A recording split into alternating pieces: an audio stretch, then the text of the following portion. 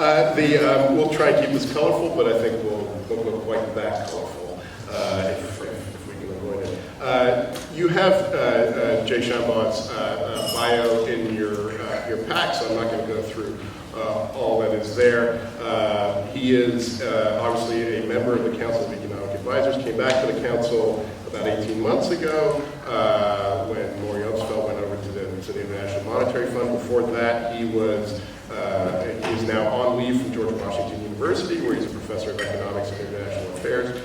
He has done residencies around the world and has teaching positions around the country. He's come down from the woods of New Hampshire, but there was a wonderful reference here to his time at, I think I'm right in saying, at Trinity College in Dublin, for which I am jealous. Anyway, Jay Shambaugh, folks, he's going to kick us off with a few comments. Well, great. Thanks very much. And thanks very much for having me here. I'm really happy to be at this event. And so I think while we're going to talk about where trade is going and how we should think about it, I do feel some responsibility to talk a little bit about the current, in the sense, the first thing I'd like to say, just I feel sometimes I always need to remind people, the administration still feels we're going to pass TPP. And so I sometimes go to events where people open the conversation by saying, well, given that TPP is dead, and they start going on, and I'd just like to actually stop you for a second. We don't think it is. And so I just want to talk briefly about why we think it's so important, and then put it in the broader context a little bit of thinking about trade over the next few decades. One thing I feel like is always helpful to say, and I think this group probably understands it better than most, is that TPP really is a trade deal. I think it's very in vogue to say that trade deals aren't about trade anymore, they're about everything else, but there's a lot of trade in TPP.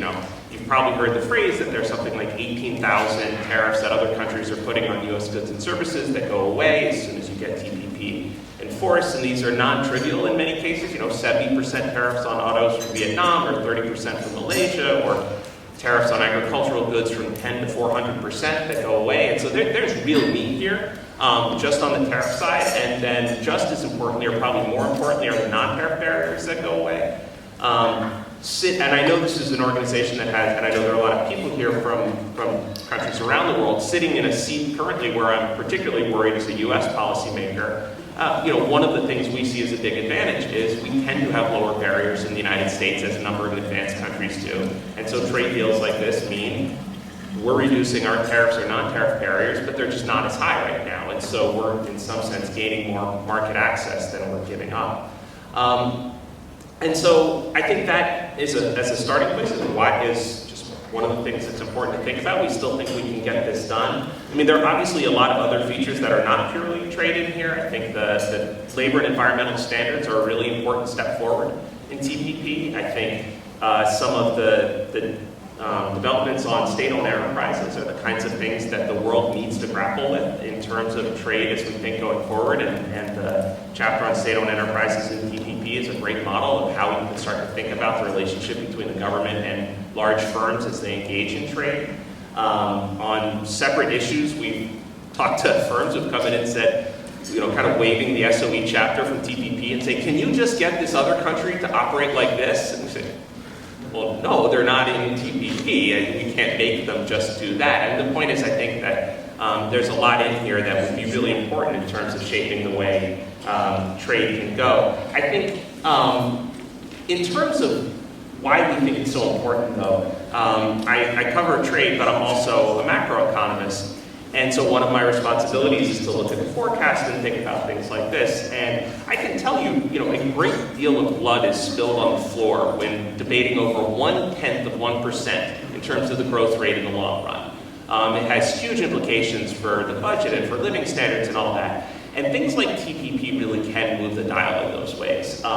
If you look at the studies that are out there that, whether it's 70 billion or 130 billion over time where the level of GDP would be higher, you wind up talking about the idea that, TPP could ostensibly increase the growth rate by about 0.5%. And a lot of people say, oh, dismiss that, it's so small, it's meaningless and things like that. But again, 0.1 matters a lot. If we had two levers we could push that would each get us 0.5%, we would be thrilled. And so TPP is one of the biggest buttons we could push that we think would increase growth. And we think it does so for a number of reasons, but one of the most basic I think the way that trade economics has developed over the last, say, 15 years to really focus on what trade means for productivity growth. And that when you think about the fact that when we increase market access, the first thing that happens typically is that better firms take advantage of that market access. They're the ones who can really exploit the new market access. They're the ones who can, in some sense, get over the fixed cost of making it worth it to enter that new market. And as those better firms, more productive firms grow, they take over a larger share of your economy. They employ more workers. And so you wind up with more people working at better firms and higher productivity firms that are expanding. And that winds up lifting aggregate productivity in really important ways that can raise living standards over time. And so I think that's the reason that we are so focused on it. In addition to the fact that Asia is this incredibly dynamic region, it's an incredibly important region to the United States in a foreign affairs sense as well. And I think you can't really underestimate how important it is to our relationships in Asia to not drop the ball on this and to make sure that we follow through on where we've committed. Last thing I do want to say, though, because I want to save time to have a good conversation here, is the last two things, I guess, would be the first is just when we look at something like TPP, I think to us always the important thing is TPP is not the kind of binary switch as to whether the U.S. will be trading or not, or whether there will be trade in Asia or not. You know, I think it's quite safe to say that this organization will continue to exist. There will be international trade. The question is, what are the rules of the road that shape that?